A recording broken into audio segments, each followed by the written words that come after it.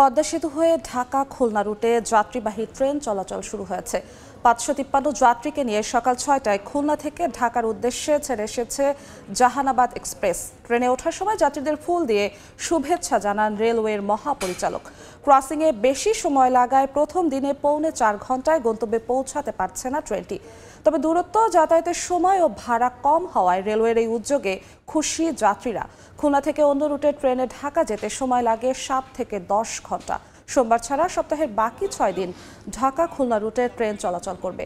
Sovan chair শ্রেণীর ভাড়া VAT ছাড়া ৪৪৫ টাকা, স্নিগ্ধা শ্রেণীর ভাড়া ৭৪০ টাকা, এসি সিটের ভাড়া ৮৮৫ টাকা ও এসি বার্থ শ্রেণীর ভাড়া ১৩৩০ টাকা।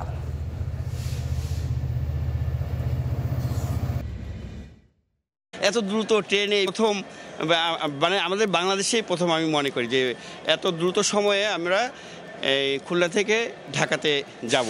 ভীষণ এক্সাইটিং নিঃসন্দেহে, তবে প্রত্যাশা থাকবে যে সব ধরনের সিকিউরিটি যেন এনশিওর করা যায়। ৩ ঘন্টা অথবা ৪ ঘন্টার ভিতরে যে ঢাকায় যাব, এটা আমাদের দক্ষিণবঙ্গের মানুষের জন্য বিশাল বড় একটা পাওয়া। এটা আমরা আসলে কল্পনাও করিনি যে আমরা এত ভালো একটা সুবিধা পাবো।